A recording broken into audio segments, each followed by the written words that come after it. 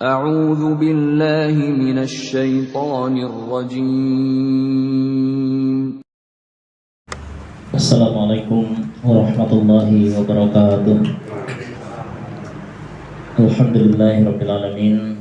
Asyhadu an la ilaha illallah wahdahu la syarikalah wa asyhadu anna Muhammadan 'abduhu wa rasuluh sallallahu alaihi wasallam wa ala alihi wa ashabihi amma ba'd. Kita bersyukur kehadirat Allah Subhanahu wa taala atas limpahan rahmat, nikmat, karunia, hidayah dan inayahnya sehingga kita dapat berkumpul dan mengikuti kajian pada malam hari ini. Dan salat dan salam kita haturkan kepada beliau junjungan kita Nabi besar Muhammad sallallahu alaihi wasallam, para sahabatnya, tabi'in tabi'ahum wa man tabi'ahum bi ihsanin ila yaumiddin.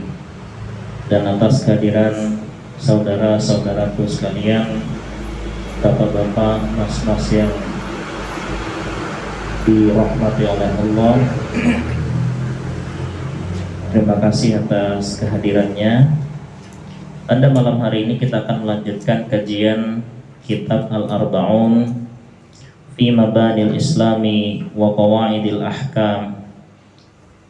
Ya, ini nama judul kitab yang aslinya adalah 40 hadis bangunan-bangunan dan kaidah-kaidah hukum Islam yang disusun oleh Al-Imam Abu Zakaria Yahya bin Syaraf An-Nawawi, atau biasa kita kenali sebagai kitab Arba'un Nawawi. Malam hari ini kita akan mengkaji hadis yang keempat, yaitu tentang kaidah penciptaan manusia. Namun bagi rekan-rekan yang mungkin membawa HP atau membawa catatan, bisa dibuka catatannya, bisa dibuka HP-nya. Hadis yang keempat. A'udzu billahi minasyaitonir rajim. Bismillahirrahmanirrahim. An Abi Abdurrahman, rupanya Abdullah ibn Mas'udin radhiyallahu anhu. Beliau adalah seorang ulama sahabah, termasuk ulamanya para sahabat. Annahu, sesungguhnya Abdullah bin Mas'ud iku qala bersabda, berkata dia, haddatsana, telah bercerita pada kami siapa Rasulullah, utusannya Allah sallallahu alaihi wasallam. Wa huwa, adapun nabi ku as-shadiqu wal masduq. As-shadiqu orang yang jujur, al-masduq lagi terpercaya. Ya.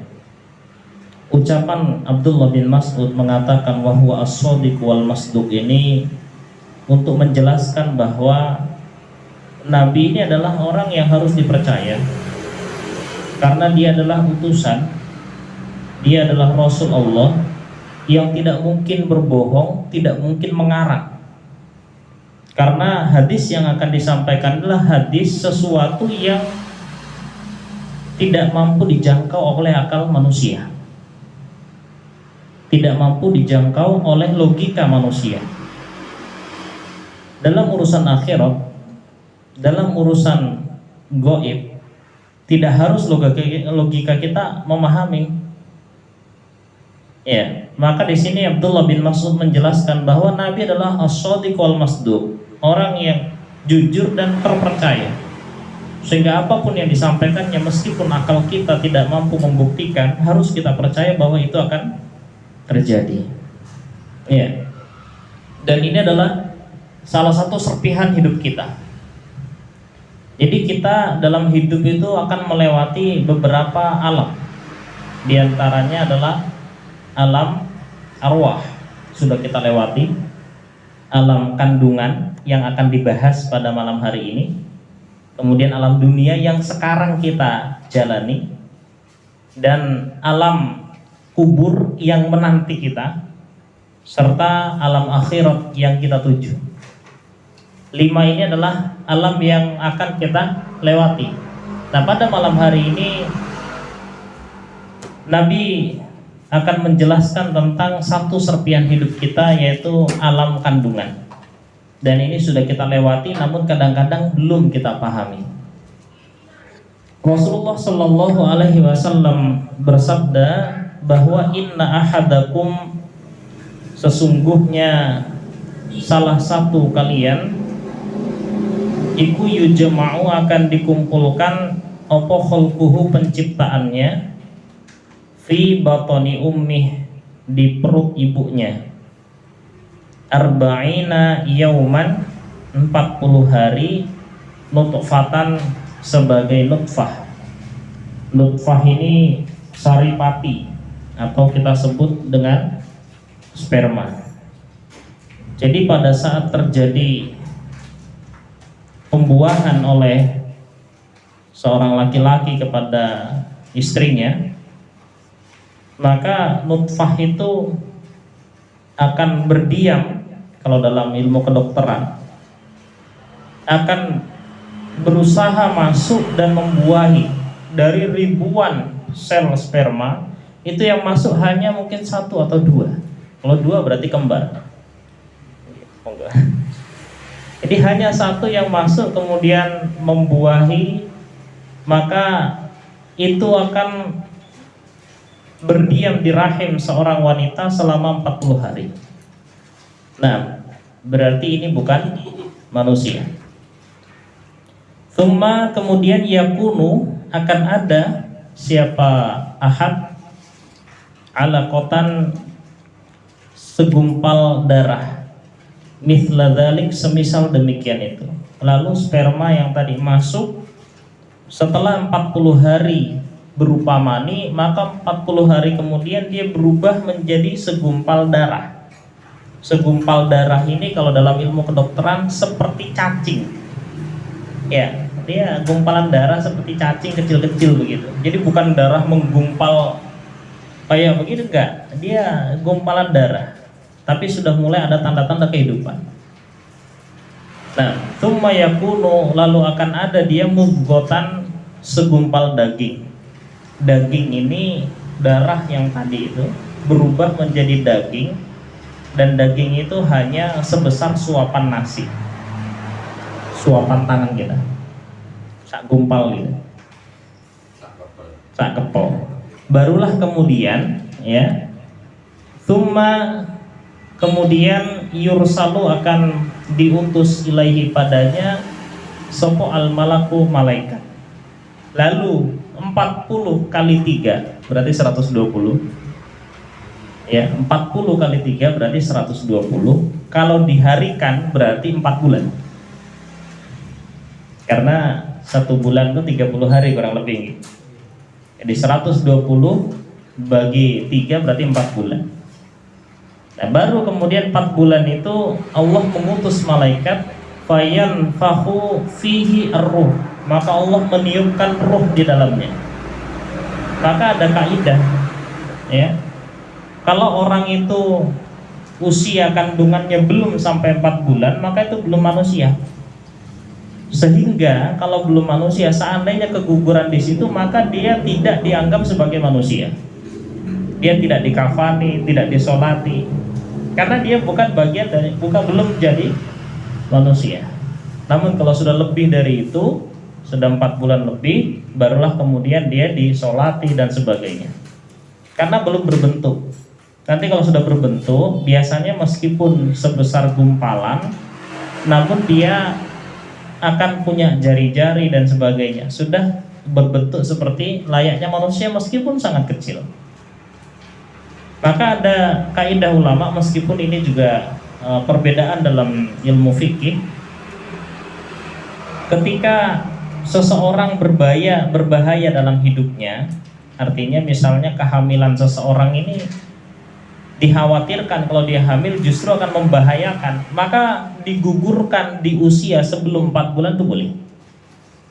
Iya, digugurkan sebelum 4 bulan itu boleh. Kenapa? Karena dia belum manusia. Dengan catatan ada udzur tadi itu. Kalau tidak ada udzur ya jangan gitu ya. Kalau tidak ada udzur jangan. Kalau ada udzur, ini ibunya misalnya, ini kalau misalnya dia hamil, dia berbahaya, justru mengancam nyawanya, maka boleh digugurkan sebelum 4 bulan. Ingat dengan catatan ada udzur. Kalau tidak ada udzur ya jangan. Ya. Tapi kalau sudah lebih dari 4 bulan kok sengaja digugurkan, hukumnya sama dengan membunuh. Itu dosanya sangat besar. Ya ini kaidah dari hadis ini, hadis penciptaan manusia. Ya. Jadi setelah proses penciptaan tubuhnya yang dimulai dari 40 hari sebagai sperma, 40 hari sebagai segumpal darah yang bentuknya seperti cacing kecil-kecil itu, 40 hari kemudian dia menjadi seperti segumpal daging, seperti suapan orang itu. Baru ditiupkan ruh, maka di situ dimulailah kehidupan manusia. Nah, tapi malaikat itu tidak hanya meniupkan ruh.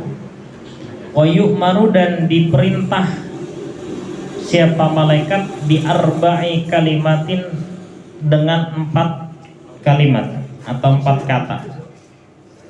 Maka kemudian malaikat juga disuruh menyampaikan 4 kata. Menulis, yaitu bikat di rizkihi, untuk menulis rizkinya.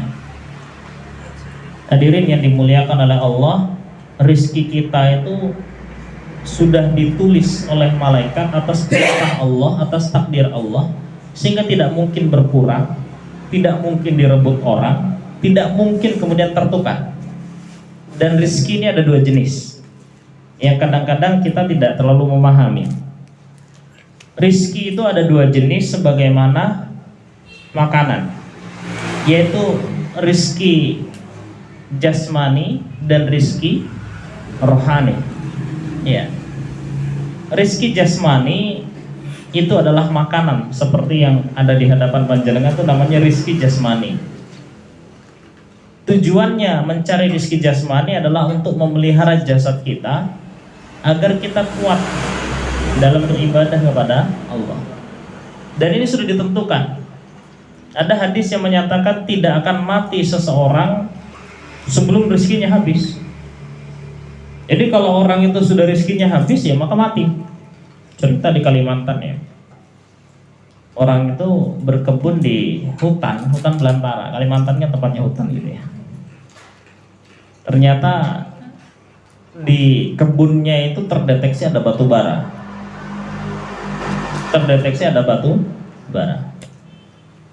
Lalu kemudian setelah terdeteksi batu bara dibeli sama perusahaan, diantarkan uangnya itu sekitar 100 juta di depannya. Blok. Begitu habis diantarkan, saking senangnya, saking kagetnya, mati dia. Selesai rezekinya. Ya berarti rezekinya sudah selesai gitu ya. Jadi jangan terburu-buru untuk menghabiskan rezeki yang sudah dijatahkan Allah, karena kalau jatah rezekinya sudah habis berarti sudah mati gitu. Jadi tidak usah serakah dalam mencari rezeki. Semua sudah diatur oleh Allah. Setiap orang yang masih bernyawa berarti masih ada catatan rezeki. Itu rezeki jenis pertama. Rezeki jenis kedua adalah agama, iman, Islam. Ini rezeki yang tidak kalah penting.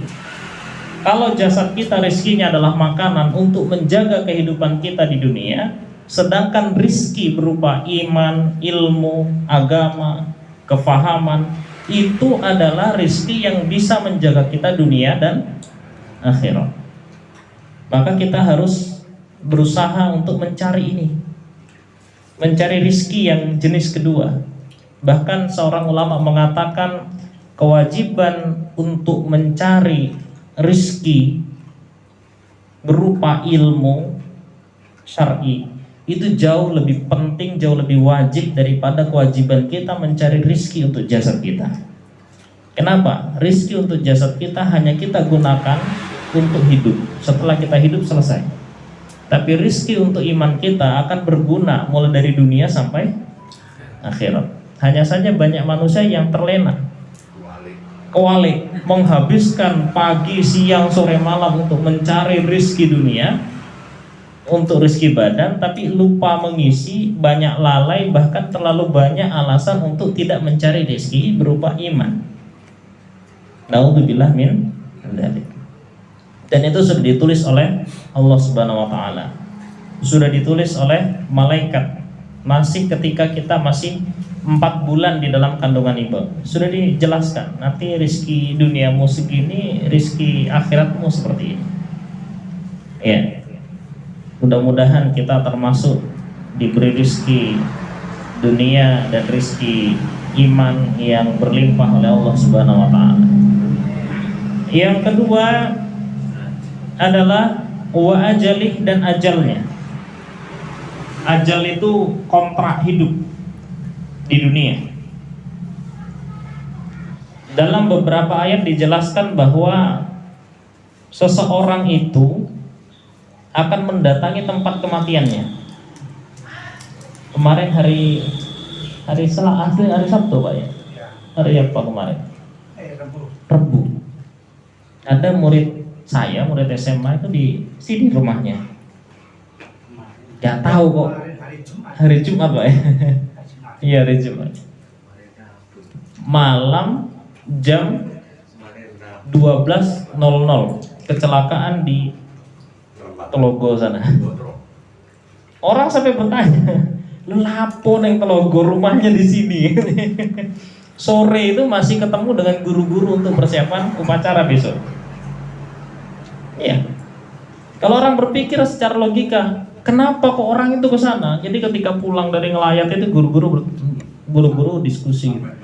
Iya, meninggal di tempat. Lapung rumahnya di sini. Katanya anak pramuka harusnya kan di sekolah gini-gini, kok malah meninggal di sana, gimana ceritanya?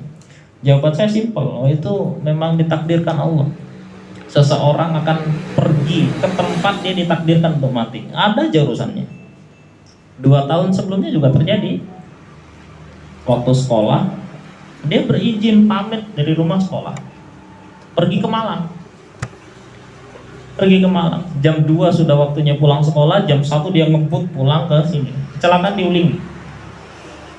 Pas saya ngajar waktu itu. Pak, ini ada yang ngajar loh. Nggak ada acara keluar ini. Nggak ada eskul keluar ini. Berarti ini keluar. Tanya ibunya, ternyata dia izin sekolah. Ditanya sama temennya, memang kami niat bolos pergi ke Malang. Simple jawabannya. Kenapa dia ke sana? Memang dia ditakdirkan untuk meninggal di sana, maka dia datang ke sana. Jadi jangan berharap, jangan berpikir bahwa kita bisa menghindari ajal. Justru kita akan pergi mendatangi tempat kita dicabut nyawanya. Iya, menjemput ajal gitu ya. Tidak ada orang bisa menghindar. Dan ajal ini sesuatu yang Masya Allah misterius. Jangan sampai tertipu dengan sehatnya badan. Karena ajal datang bukan karena orang sakit-sakitan. Wah, ini musim corona, orang akan mati. Mati itu bukan corona menyebabkan, itu hanya lantaran saja. Orang kena corona yang tidak mati ya banyak gitu kan. Lebih banyak gitu.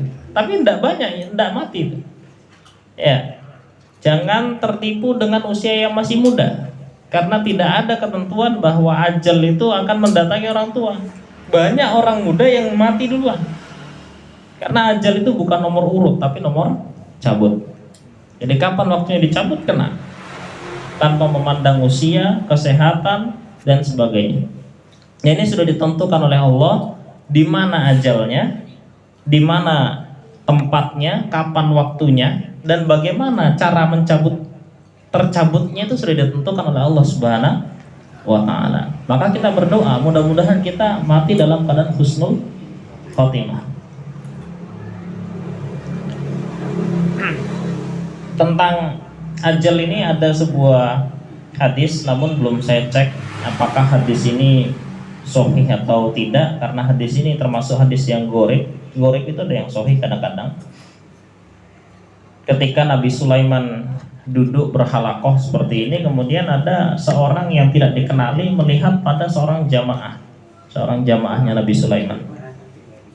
Lalu orang ini pergi. Terus Sulaiman tanya kepada, ini Nabi Sulaiman kan, bukan Bapak Sulaiman.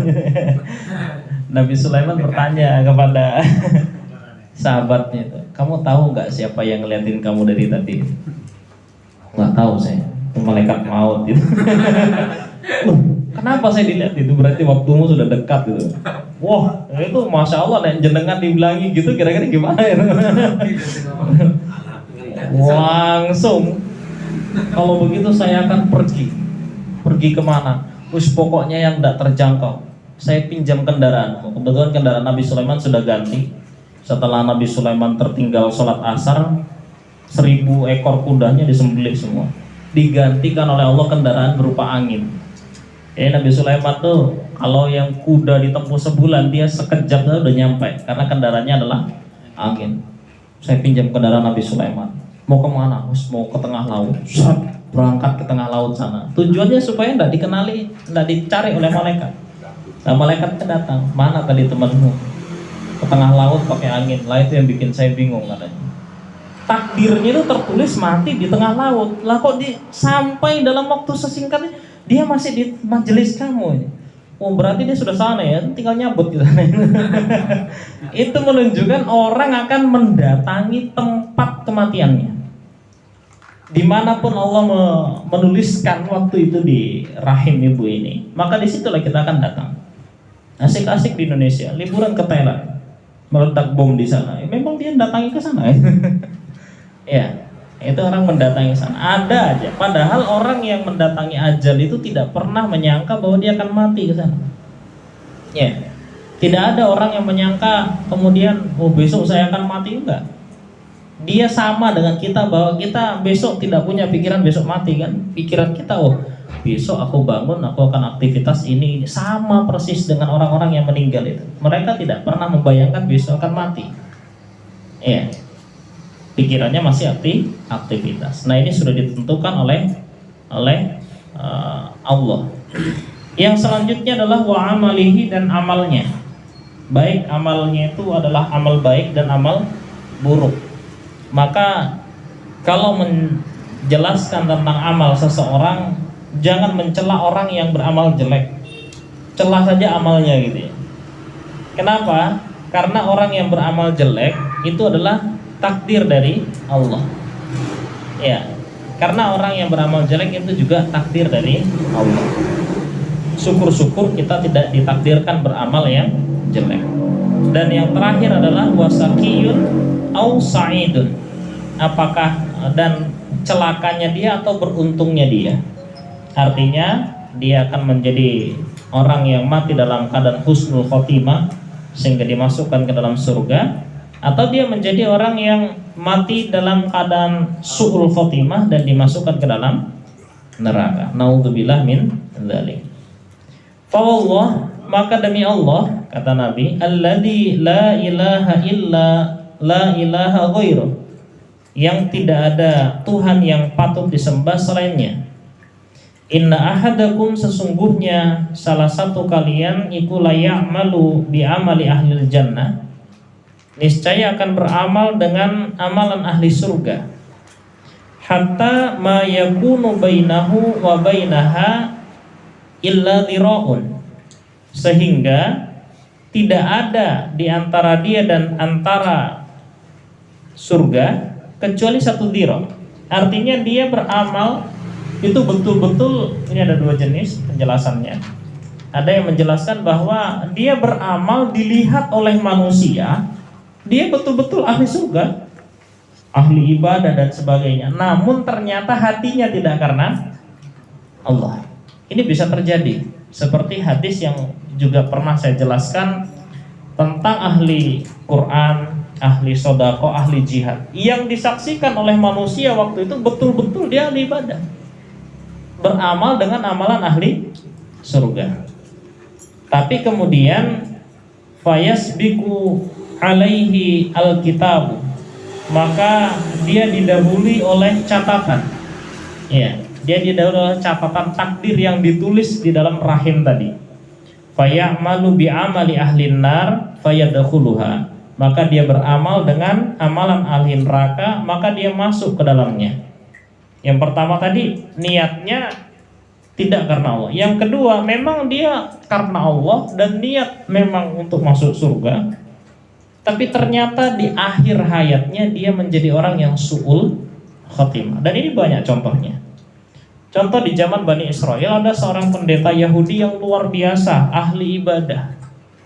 Kemudian dia dititipi oleh orang yang mau berperang, dititipi saudara perempuan. Tolong saudara perempuan saya dijaga, kami mau perang fisabilillah. Berangkat. Ternyata digoda oleh iblis. Itu supaya kamu beri makan.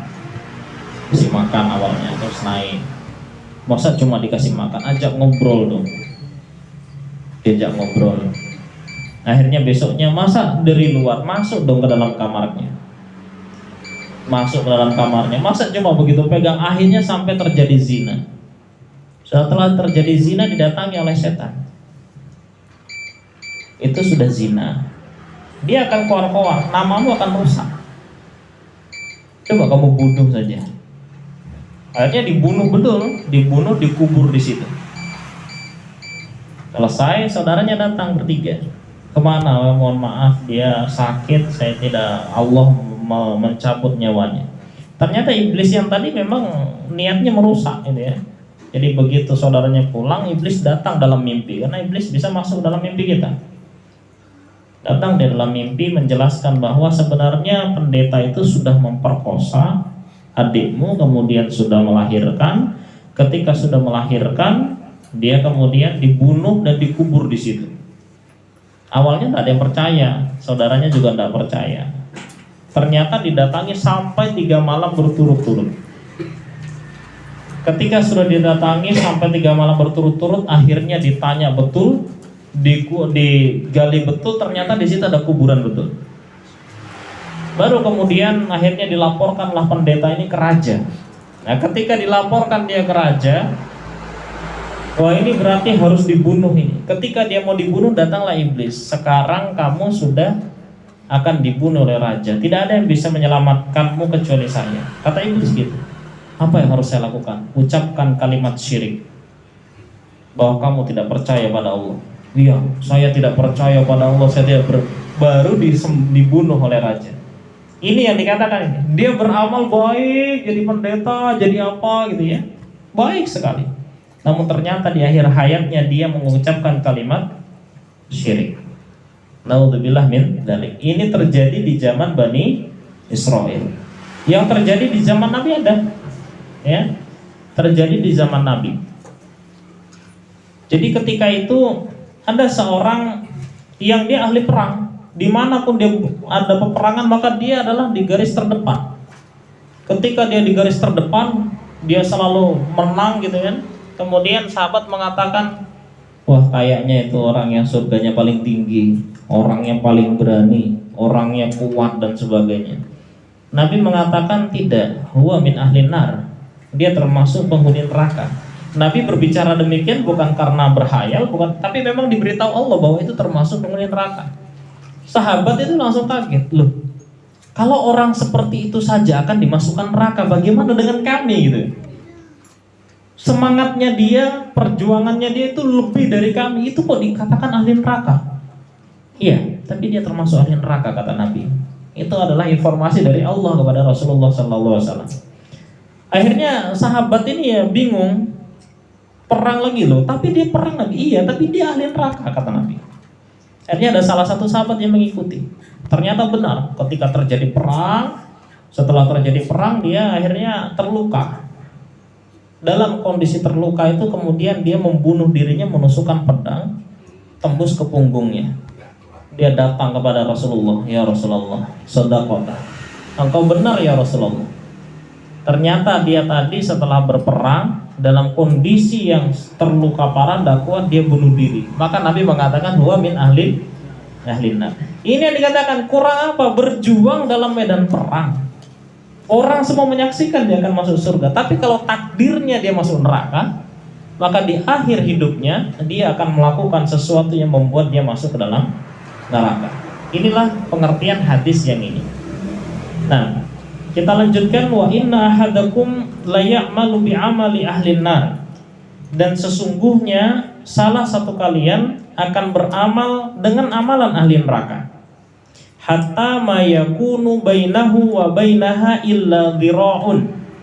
Sampai antara dia dengan neraka cuma 1 dhira'. Fayasbiqu alaihil kitab, maka mendahului atasnya catatan. Fayamalu bi amali ahlil jannah fayadkhuluha. Ternyata takdir yang dituliskan itu adalah dia penghuni surga, maka dia akan beramal ahli surga. Ini juga dua pengertian. Pengertian pertama, orang melihat dia buruk. Orang melihat dia buruk, namun ternyata dia adalah orang baik yang tidak diketahui oleh orang lain. Tidak diketahui orang lain. Maka kemudian ketika dia mati, Allah membuka bahwa dia adalah orang baik. Ada seorang tabi'in ya, yang dia itu dijauhi oleh umat waktu itu, dan dianggap sebagai tabi'in yang sangat jelek lah. Apalagi dia termasuk keturunan Nabi gitu.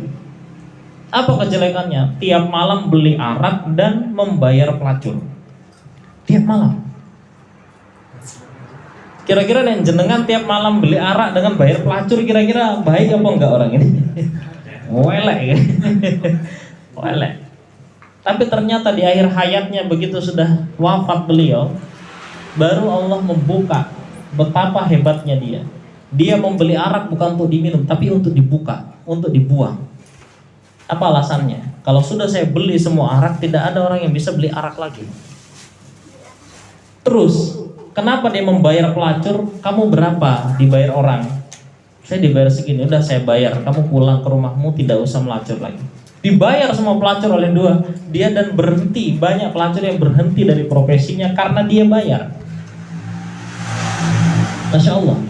Itu yang pandangan kita, orang ini jelek, tapi belum tentu. Nah, ini yang dikatakan hadis ini yang pertama. Hadis ini yang kedua adalah memang dia kelihatannya berbuat jelek, tapi di akhir hayatnya sempat bertaubat. Zaman Bani Israel terjadi. Ada seorang yang pernah membunuh 99 orang. Luar biasa itu ya. Membunuh 99 orang. Kalau di Indonesia membunuh 2 kali aja udah lumayan. Dia membunuh 99 orang. Kemudian suatu saat dia di benaknya kepingin taubat, saya ingin taubat. Lalu dia datang kepada seorang pendeta. Di mana saya bisa bertaubat? Kamu apa dosamu? Saya sudah pernah membunuh 99 orang. Wah, nggak diterima taubat, pasti neraka. Dibunuh sekalian, dicukupkan 100 orang. Masya Allah ini. Masya Allah, dicukupkan 100 orang. Lalu dia bertanya, di mana saya bisa bertobat setelah membunuh sekian banyak orang? Ada orang yang mengatakan kemudian, oh kamu cari ke ke kampung sana. Di kampung sana akan ada orang yang menuntun kamu untuk bertobat. Ternyata dalam perjalanan, saudara, ajalnya dicabut dan dia jatuh, meninggal. Malaikat Ahzab dan malaikat Rahman itu rebutan. Malaikat Ahzab itu malaikat yang ada di neraka, malaikat Rahman malaikat yang ada di surga. Datang, ini punya aku ini. Karena dia mati dalam kondisi mau tobat. Oh, kok jelas ini mau tobat, kan belum tobat toh? Sudah membunuh sakmono akeh, pasti neraka ini. Akhirnya rebutan karena menjalankan tugasnya masing-masing. Lalu Allah memerintahkan, coba kalian ukur jarak antara perjalanan dia dari sini untuk bertaubat. Dia kan di tengah jalan itu ya. Nah, misalnya ke sini ke situ. Dia di tengah di sini dia meninggal. Coba ukur kira-kira jauh mana jaraknya ke sana dengan ke sini. Tapi Allah berfirman kepada bumi, wahai bumi, lipatlah yang di situ, melebarlah yang di sini. Diukur. Padahal sebenarnya dia belum jauh ini. Dari sini ke sini, belum sampai sana. Buminya diperintah oleh Allah untuk melipat. Seret ini mendekat, yang ini menjauh. Sampai diukur oleh malaikat, ternyata jatuhnya itu tepat di tengah. Tepat di tengah. Terus oleh Allah diberitahu, coba lihat dia jatuh kemana condongnya. Berdiri di tengah-tengah, kok condongnya jatuh ke sana. Allah mengatakan, masukkan dia ke surga. Masya Allah. Orang mau taubat saja dimasukkan surga oleh Allah. Belum sampai taubat. Ini terjadi di zaman Bani Israel. Di hadis sahih yang lain terjadi di zaman Rasulullah Sallallahu Alaihi Wasallam. Ada seseorang yang paling memusuhi dakwahnya Nabi, sangat memusuhi dakwahnya Nabi. di Madinah. Nabi sudah hijrah, dia memusuhi di Madinah. Namun ketika terjadi perang Uhud, tiba-tiba Allah menanamkan iman di hatinya. Dia mengatakan, ya Rasulullah, saya sekarang mencintai engkau. Ujuk-ujuk, awalnya dia membenci Nabi, nemen, memusuhi dakwanya Nabi, nemen. Tapi Allah menanamkan iman. Tiba-tiba ingin ikut berperang bersama Rasulullah. Ya Rasulullah, apakah saya berperang dulu baru iman, baru menyatakan syahadat, atau syahadat dulu baru perang?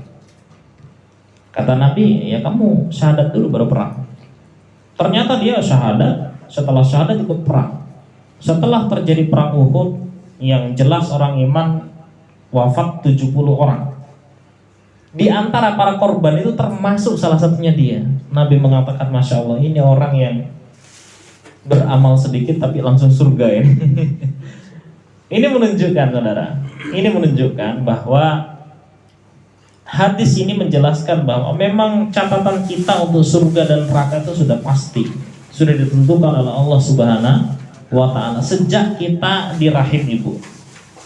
Maka catatan itu belum ditulis ya sebelum umur 4 bulan. Maka kalau istrinya lagi hamil muda itu usahakan sebelum 4 bulan itu banyak-banyak didoain gitu ya. Mudah-mudahan dia mendapatkan takdir-takdir terbaik. Ini adalah kaidah penciptaan manusia. Di sini menjelaskan bahwa takdir kita, kontrak kita itu sudah dijelaskan, sudah tertulis dengan rapi oleh Allah. Ya, disampaikan oleh malaikat. Bahkan di dalam ayat lain Allah bertanya, sebelum kita lahir Allah akan bertanya, Alastu birabbikum, bukankah saya Tuhan kalian? Maka mereka mengatakan qalu bala. Iya. Qalu bala syahidna. Sehingga kita itu di alam arwah itu betul-betul bertauhid kepada Allah. Di alam kandungan juga bertauhid kepada Allah. Iya. Hanya saja ketika masuk alam dunia, inilah alam ujian yang kita tidak ingat dengan alam-alam sebelumnya. Maka Allah mengingatkan melalui Rasulnya, melalui firman-Nya.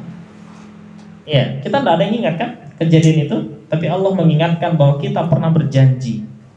Kita pernah berjanji bahwa saya sanggup hidup dan beribadah kepadamu ya Allah di alam dunia. Nah, kita sering kali keliru. Banyak orang keliru ketika lewat kuburan, kemudian dia menganggap orang-orang di kuburan itu mati gitu ya. Padahal sebenarnya itu hanya proses perpindahan. Jadi proses perpindahan dari alam kandungan menuju alam dunia itu namanya lahir. Iya, lahir itu adalah sebuah proses perpindahan alam dan itu tidak lama, hanya beberapa saat saja. Nggak ada kan orang yang lahiran sampai 50 hari di rumah sakit, nggak ada. Orang lahiran paling berapa jam gitu ya. Itu penantian hanya proses. Begitu dia sudah lahir ke dunia, maka dia tidak akan bisa kembali ke alam kandungan. Proses perpindahan alam. Nah, begitu pula kematian. Banyak orang menganggap orang-orang yang sudah di dalam kuburan itu mati. Ya. Orang-orang yang terbunuh di dalam medan perang itu mati.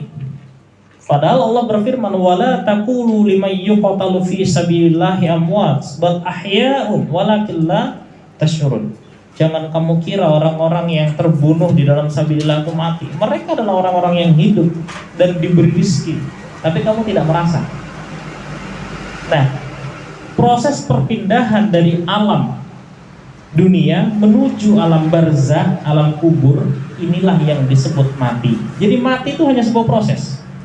Di hadis-hadis yang sahih dijelaskan 3 langkah orang yang melangkah dari kuburan, ya, meninggalkan kita, maka di situ kita sudah hidup kembali. Tapi alamnya sudah berbeda, namanya alam barzah. Bisa dipahami gitu? Atau alam kubur. Alam kubur dengan kuburan itu beda. Alam kubur dengan kuburan itu beda. Kalau kuburan itu yang kita lihat nyata, tapi alam kubur itu sesuatu yang gaib yang tidak bisa ditembus oleh pandangan manusia. Makanya ketika kita mungkin berusaha menggali kubur gitu ya, sudah 3 hari gali kubur, nggak ada tuh malaikat di dalamnya. Ya itu kan kuburan. Sesungguhnya yang berproses itu adalah ruhnya di alam kubur, bukan jasadnya di kuburan itu. Jasadnya sebagai manusia ya balik jadi tanah, tapi ruhnya dia sudah berproses di alam kubur. Nah, proses perpindahan dari alam kubur menuju alam akhirat itulah yang namanya kiamat. Jadi kiamat itu perjalanan kita menuju akhirat. Akhirat itu adalah hari yang akhir, yaitu ada surga, ada neraka. Maka dalam perjalanan hadis ini dijelaskan ya, ini adalah salah satu perjalanan yang diceritakan oleh Rasulullah Shallallahu Alaihi Wasallam, dan ini tidak terdeteksi oleh manusia.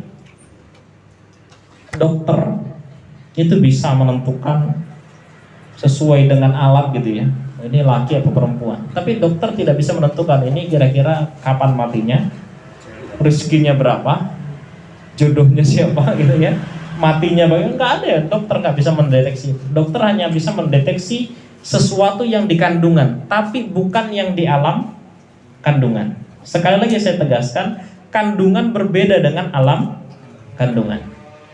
Manusia bisa melihat sesuatu yang ada di kandungannya, tapi tidak bisa melihat apa yang ada di alam kandungan.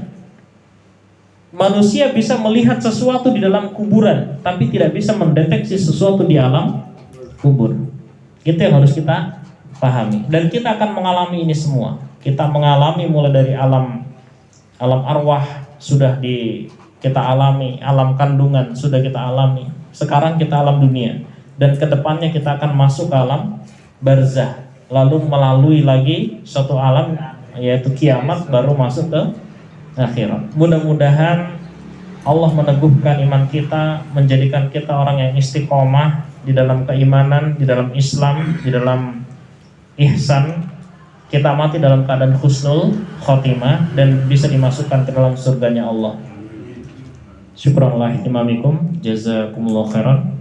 Sudah jam 8:30, jam 8 lewat.